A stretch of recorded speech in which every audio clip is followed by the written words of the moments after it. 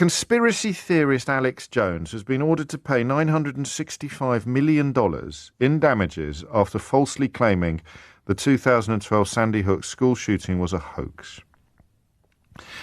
One of the tightropes we walk, I'm using the royal we, one of the tightropes I walk between idiocy and amplification is perfectly summed up in this story. I do still, although I think I've got it wrong over the years, I still resist the urge to give oxygen to dangerous idiots, because I can't help thinking, occasionally on Twitter I have a bit of a rush of blood to the head and I still make the mistake of giving oxygen to dangerous and obnoxious idiots. But on the radio show, certainly, I would never let little Tommy Ten Names come on to spew whatever it was he wanted to spew. I would never have Anjem Chowdhury on the programme, even when he was popping up pretty much everywhere, so often that you wouldn't have been surprised to see him on Blue Peter.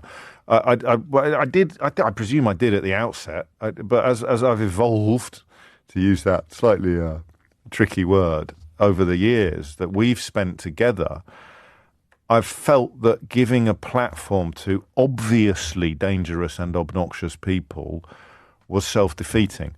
I guess it came to something of a culmination when they put Nick Griffin on Question Time. Do you remember that?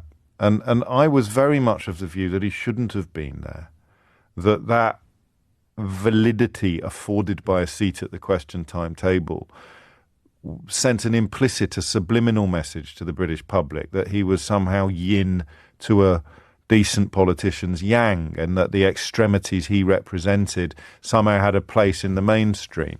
I think I'd probably still argue that, even though Nick Griffin himself, who was leader of the British National Party at the time, had a bit of a nightmare. That was simply because he wasn't very good at it.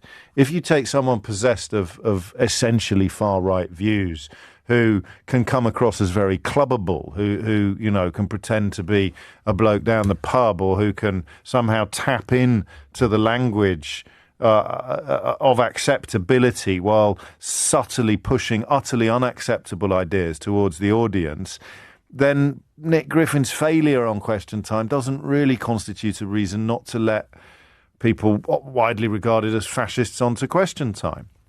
Which leads us neatly to Nigel Farage, of course, who was never off Question Time, and yet who routinely collaborated with conspiracy theorist Alex Jones, who has been ordered to pay $965 million in damages after falsely claiming that the 2012 Sandy Hook school shooting was a hoax.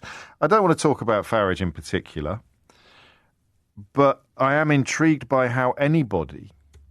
what would it be? That you don't care about the grieving families, or that you go on somebody's broadcast 6 times without knowing about the thing he's most infamous for? I think we can discount the latter possibility, that anybody invited to appear on InfoWars with Alex Jones would be unaware of his most infamous lies about a school massacre, about dead children.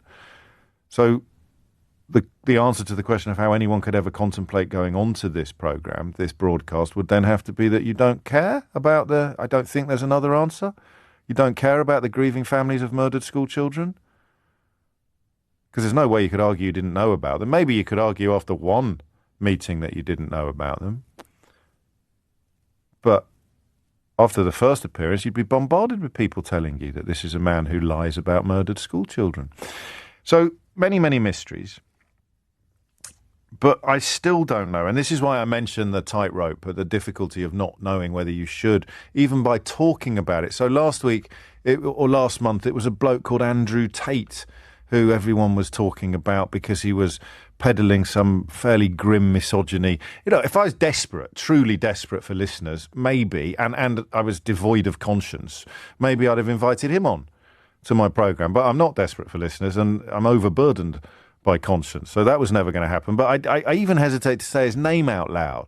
I know a 14-year-old lad who sort of fell under his spell, and I had the rather tricky job of deprogramming him and explaining to him why certain attitudes to certain issues were completely wrong and dangerous. And, God knows how many kids haven't had that intervention in there. So again, talking about something validates and amplifies it. So I didn't do much on InfoWars.